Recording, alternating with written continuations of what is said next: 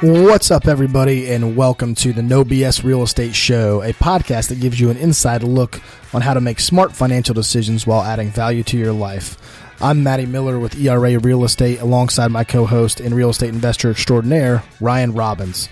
Whether you're a long-time investor or a first-time buyer, join us as we dig through the everyday bullshit of real estate.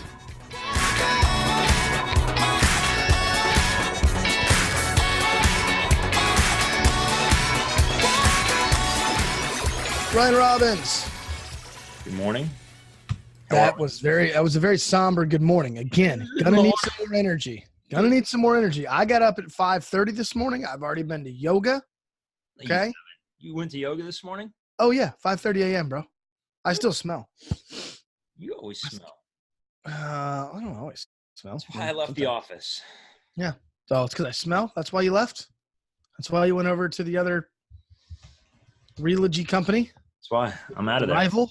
You stumped me out. No, I literally did get up at 5:30 and go to yoga. Starting to do that like 3 days a week now. It's actually fantastic. I get my workout done early in the morning. I feel good. And it's 8:30, and all of a sudden by like 12 o'clock, I'm like, man, I've already accomplished a lot throughout my day.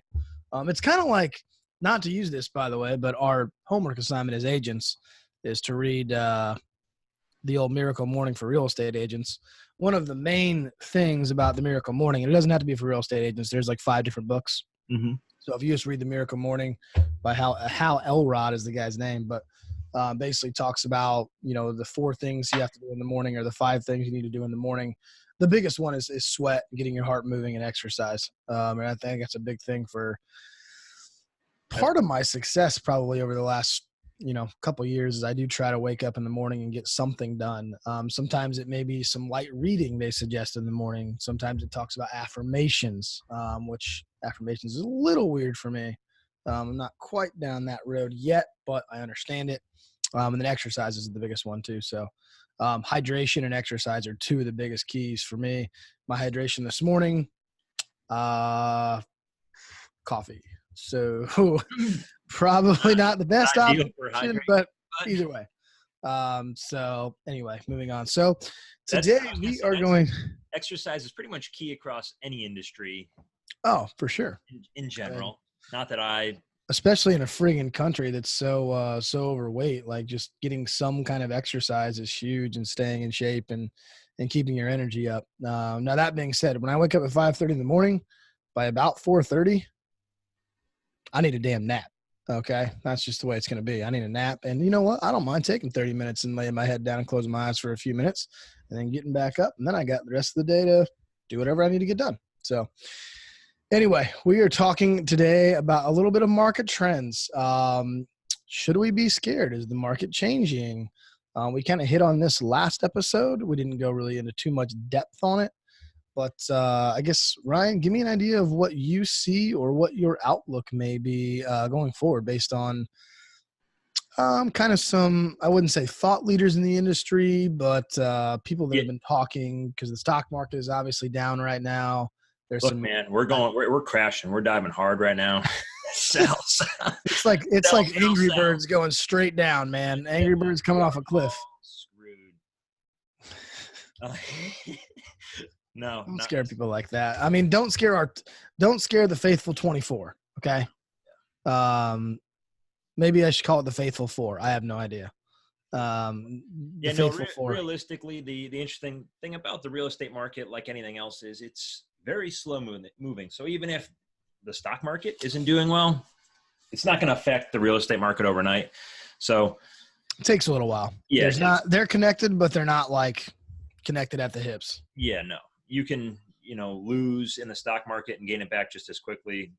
That's not going to happen in the real estate market. Your house isn't going to be worth $300,000 today and $200,000 tomorrow. Let's hope not.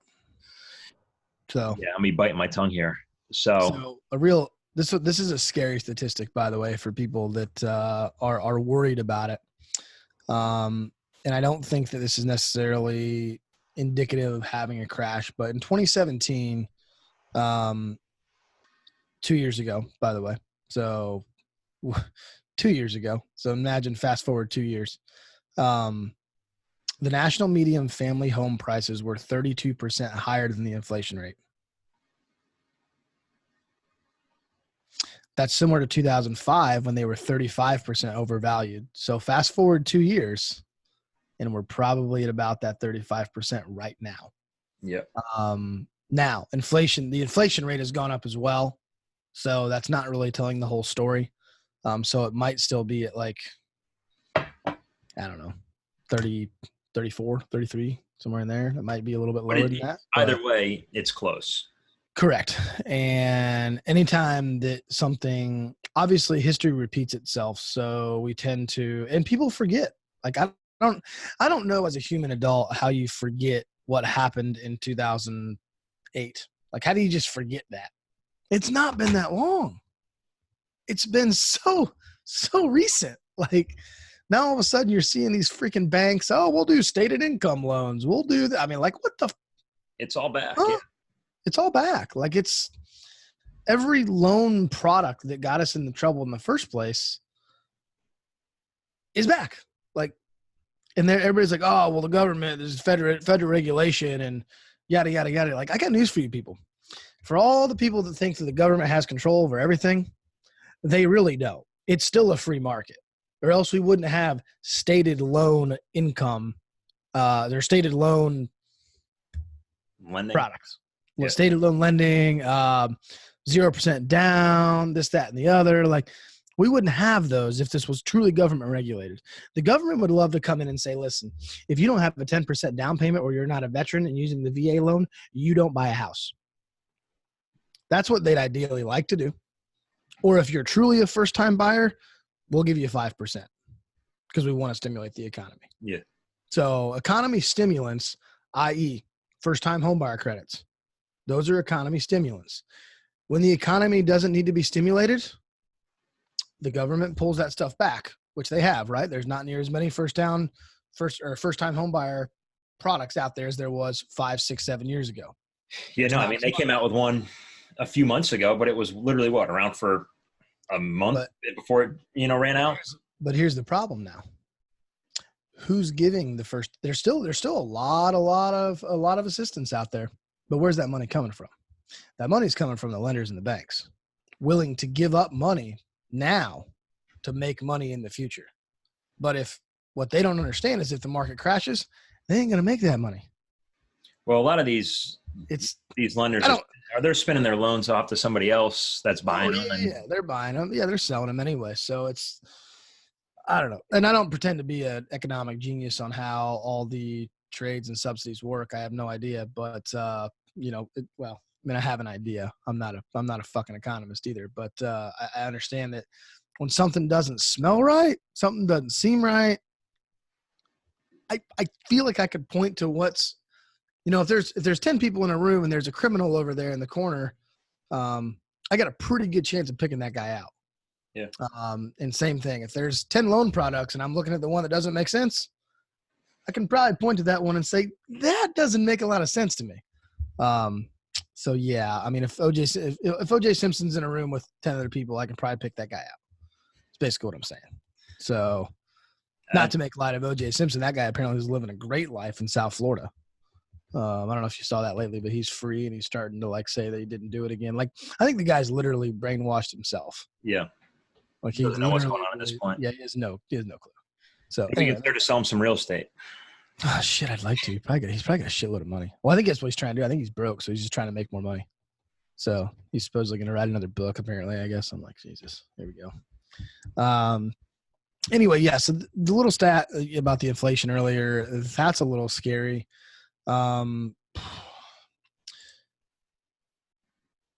America, I think the biggest thing that scares me is that people like myself, not necessarily being in the market, is I think people are getting concerned. I mentioned last episode about a couple that I spoke to, and they're looking at it like, hey, I think the market's about to change a little bit, so we're going to wait to buy a home. Those are the type of people that are going to make the market go that way. Yeah, that's the problem. So it's not.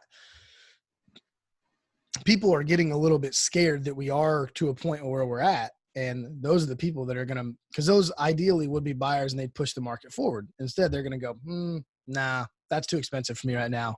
I'll wait. Okay. All it takes is 20%, 25% of people to think that. 20% of the population to think I'm going to wait, or maybe even 10 to 15%. I don't even know, because 40% of the population is never going to own a house or do it. So you only have 60% that are buyers and sellers anyway. Okay. So 40% are all going to be renters. We kind of touched on it a little bit last week, to the point of the only thing that I get nervous of on that side of it is, okay, so we're not going to buy this year. People have been saying this crash is, inevitable, so on and so forth for years, or slow pullback is inevitable for years. So you haven't bought in the last 3 years. From 3 years ago to today, you've maybe missed out on 15 or 20% worth of equity, Oh, agreed. I'm not saying that they're right. I'm just saying if it doesn't still take this turn, at the end of the day, there can be a cool off.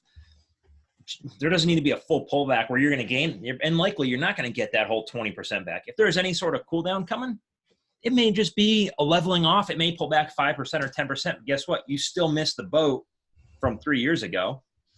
What I think, a better spot than you bought.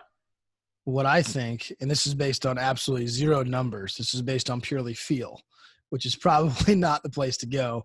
But for some reason, what I think, honestly, this year, what's going to happen, at least in our market, is typically we have a real estate's been very seasonal for a lot of people, and to where I think that this year, for some reason, that seasonal idea is going to hit a little bit harder, and then I think it'll pick back up in the summertime, is what I think will happen.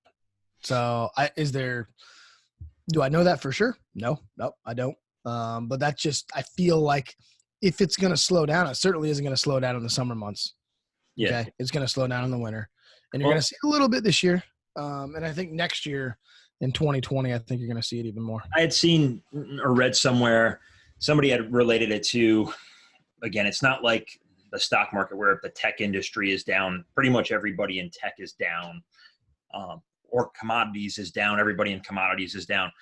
In real estate, you can have different markets that are down, mostly because of location wise. If you're out in the middle of the, Midwest, where there may not be a lot going on, or out in the mountains, so on and so forth, maybe those small sub pockets drop drastically, but big cities could still be booming.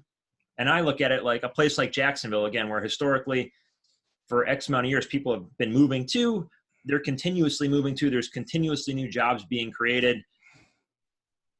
Is that it's going to not slow down as much as, again, a small town in the Midwest where everybody's moving to a big city, where that may seem a huge hit, where if the economy tanks, maybe 2 or 3 small businesses there, but that run 5% of the local economy go under. That's huge versus 5 companies here that go down, and it's a fraction of 1% of the local. Well, one of the things that's nice about Jacksonville, Florida, is the fact that we are still one of the one of the fastest growing cities in the country. So, for us to be really scared about a turn, I'm not really overly concerned about us having a huge crash or a turn. I mean, it's definitely going to be a slowdown, just because if people are going to move cross country, they don't do it in December.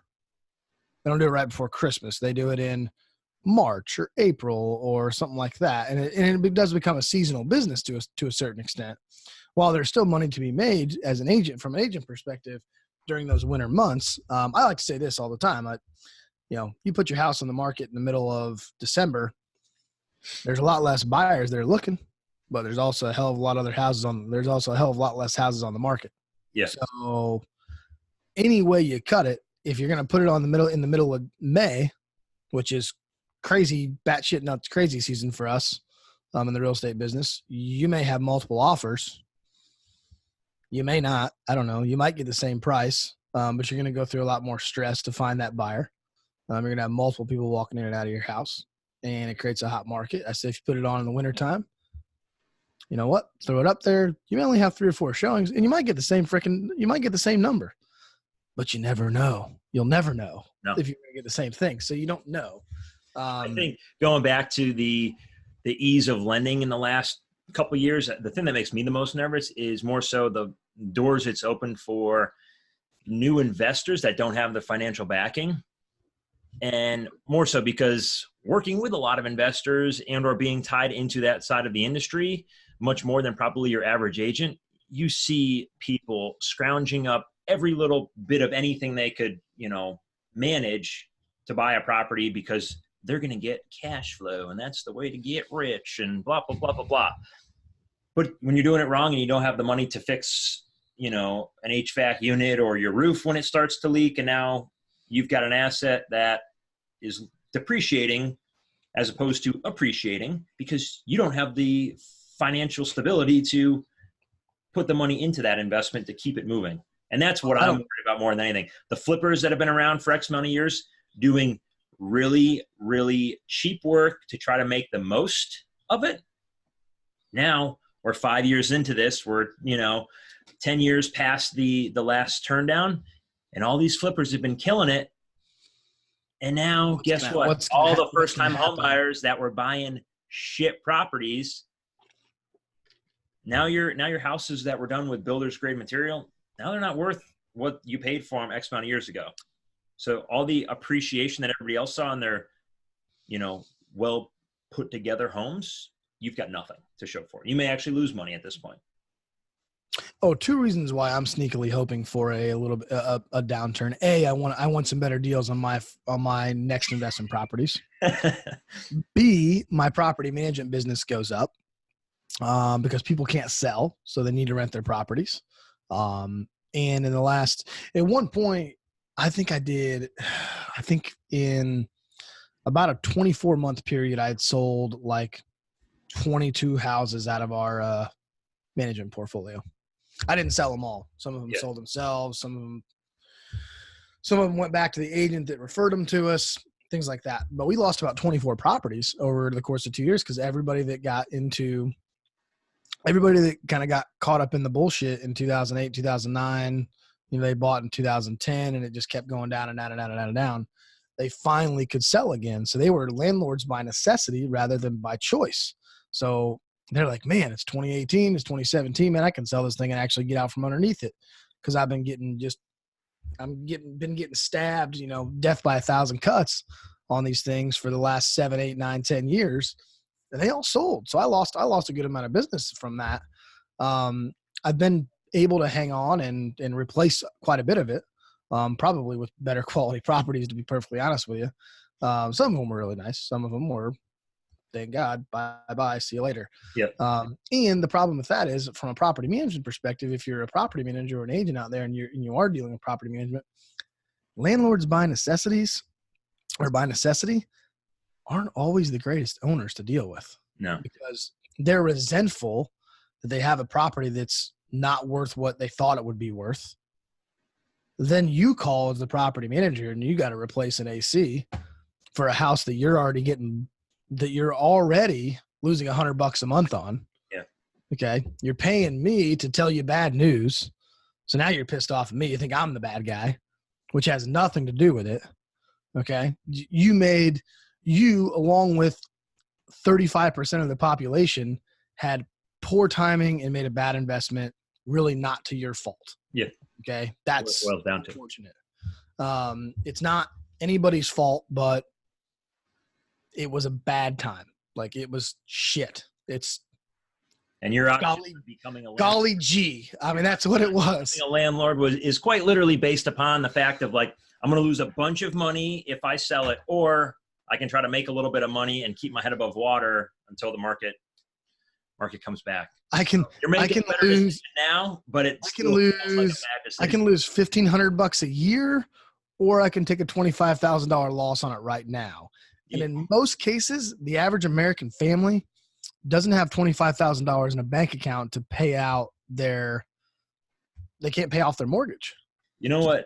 I'm sure you've read some of them, the people talking on Bigger Pockets, but it's like they'll lose, I don't know. I'm going to throw a number out there. I don't know if this is exact, but is this a made up statistic? Yeah, made up statistic. You love those. Yeah. But $3,000 a month, they're losing every month on this property, but they hold it because it's appreciating like $10,000 a month. So they see zero cash flow, but the appreciation right now is worth it because every year, they're making $50,000 on the appreciation side or $100,000 on the appreciation side. So they'll lose the $30,000 on the cash flow. I'm going to pull up an article. We'll share it. I mean, better these are not. This is you not better your average. Oh, I know. No, You better make first-floor damn sure that content appreciation is gallery. going up. And the interesting thing about appreciation is there's numbers there, but it's kind of like a stock. You haven't really made anything until you sell it. Like Well, and there's that's again no, one of these unique markets there's not, where you there's can do not a that in monetary, California. You can't do that here in Jacksonville. The market's no, not. it's not going to do that. Yeah, But no, absolutely not. appreciation isn't a monetary value. It's a number that's supposed to be when you sell, and if you sell, Well, you're the other going to side get of that X. is the fact of we talked a little bit about appraisals, last Ooh, week yeah. and these drone appraisals. And one thing, I got a buddy up north that I go back and forth with all the time about some of his investments. So he's buying them right now to do the Burr method. He'll buy it. Does he listen to the show? No, he's not a supporter. What a douche. So What's this guy's name? Let's call him John. Hey, John, get the fuck on here and listen to the goddamn show. I was going to go first and last name. Probably not the best idea, or let's just go with John. Probably would have flown out there and taken him down, but let's go with John. But if you want to give out his initials so we can send this episode to him so he knows, then that's fine. JD, John Dickhead. Well, that's what a dick. All right, moving on. Anyway, rabbit hole. Doing essentially the Burr: buy, renovate, refinance, or rent, refinance, and repeat.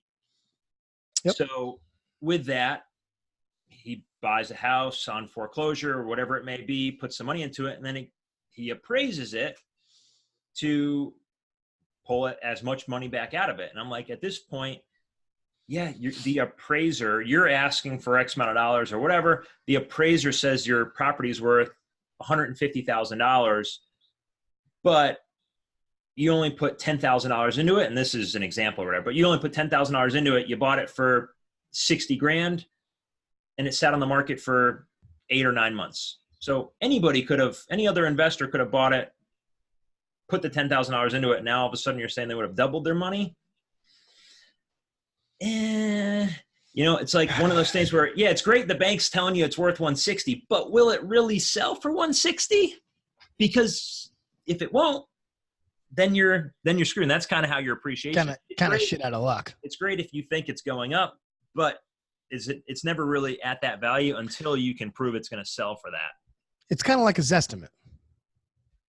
Yeah, essentially, yeah. I mean, hey, Zillow says my house is worth this because the neighbor sold for that, or the 3 houses down. Hey, by the way, what's with the whole Black Rifle Coffee Company? I got a buddy of mine, well, CJ, you know CJ. He's like a freaking cult following with Black Rifle. Is that where you got it from? That's where the mug came from. Not obviously, but obviously it says it on there. That's where, but CJ brought the mug down for me.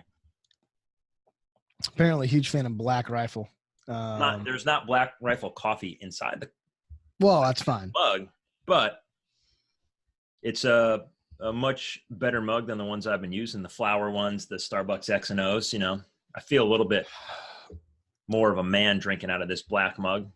Good news. We're gonna get you a new Arctic cup. It says MattySells.com on. I just dropped them off the other day, so should have some new ones. Some new ones for you. Hey, how's our Rasta color mug holding up over there? Not great. Yeah, mine isn't either. Yeah, pretty sure with the Arctic cups, you definitely got to do an engraving on them to really make them worth it. Pretty certain. Yeah. I'm talking about the actual, okay. The metallic, whatever. Is yours chipping off? No, not yet, but I haven't used it that much. Oh, mine's all chipped. It is chipping off the top part though. Yeah, that's where mine is. Yeah, a little bit. So stickers held up, but there's a reason why they were $7 a piece.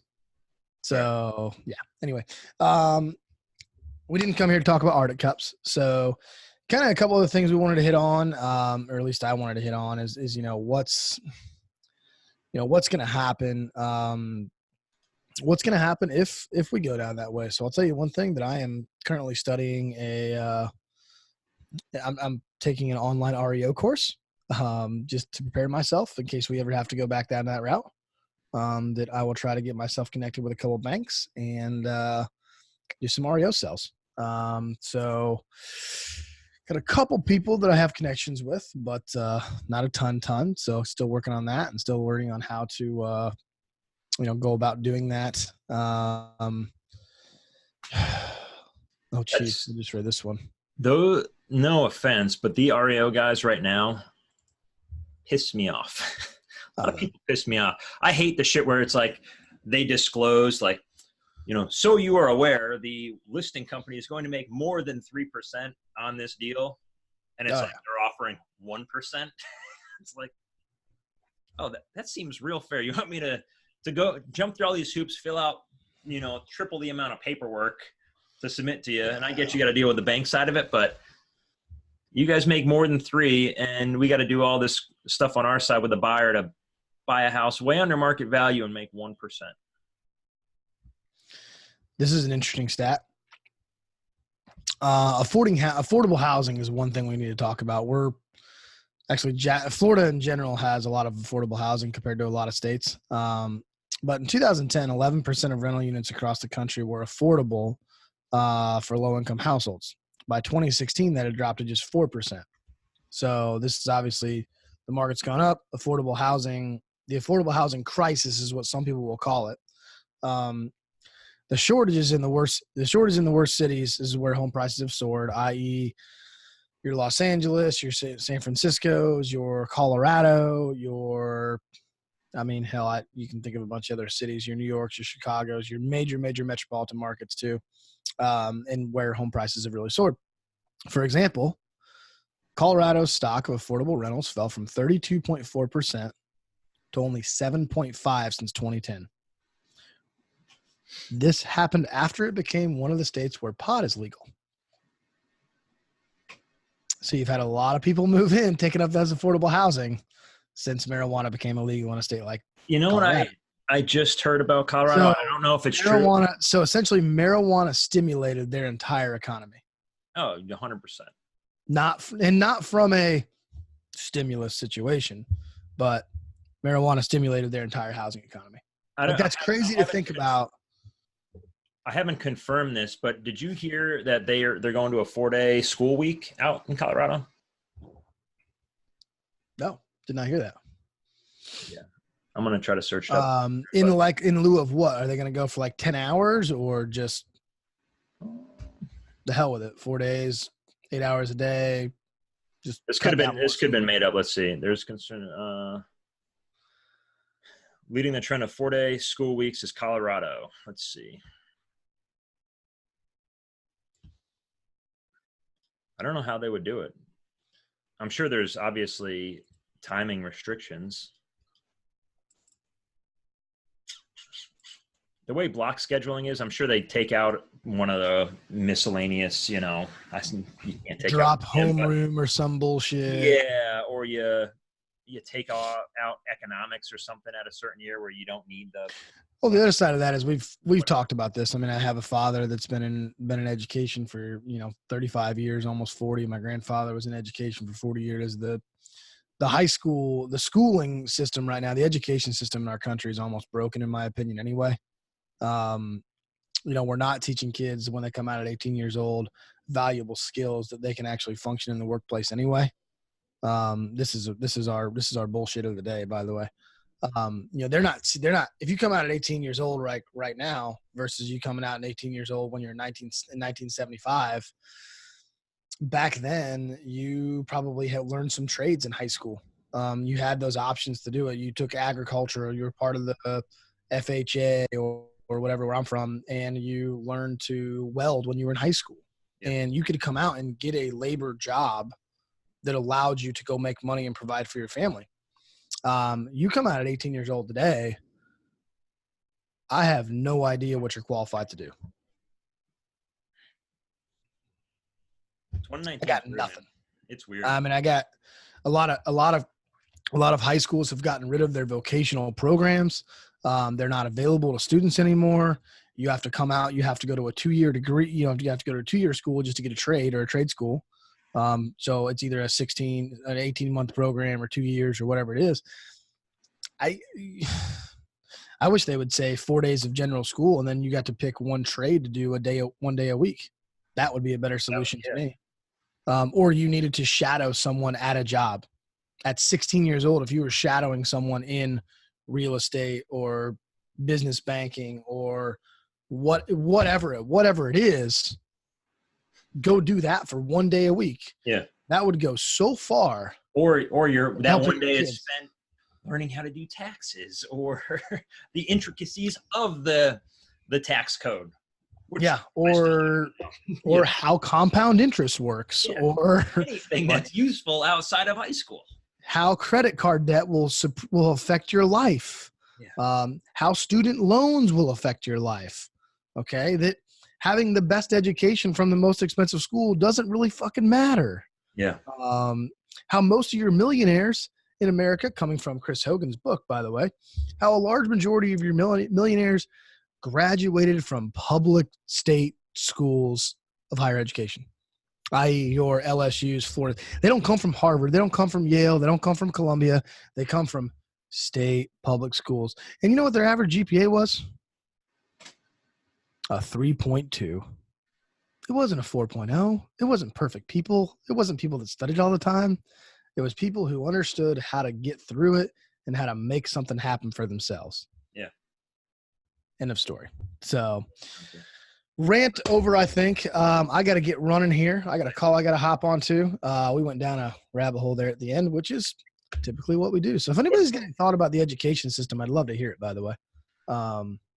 What were we going to call this? Although it's a Tuesday. We're going to call it Wing It Wednesday. Wing It Wednesday. On a Tuesday. On a Tuesday. So it doesn't matter what we name our shows. We just want people to listen, enjoy a little bit about things that we talk about when in relation to real estate. We jumped on education today. Not really sure how. We didn't have a topic. That's how. That's true. We totally came in unprepared for this. Not going to lie to you. And we just went with it. We actually started earlier than we normally do too. And then all of a sudden. Yeah. We just. Yeah, it's all right. We got talking about block scheduling. We got talking about securities and stocks and ETFs and all that stuff this morning. Yeah, we got to start talking about investments early this morning. So okay, they were outside of the real estate world. So anyway, I got to get rolling, my man. Pleasure speaking with you this morning. We'll get back at it on hopefully Friday afternoon. I got to do some home inspections on Friday afternoon. So hopefully if I can get done, or maybe we could do Thursday evening. Thursday evening would be better for me. I'm actually going to Connecticut on Friday. All right. So maybe Thursday evening will work because I should be open that day. Cool. All right. All right, bud. I'll holler at you later, man.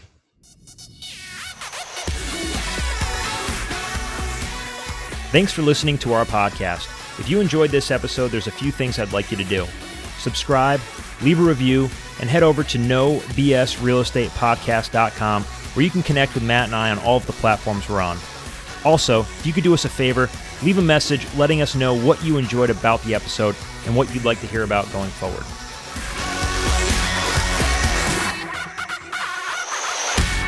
Publish this bitch.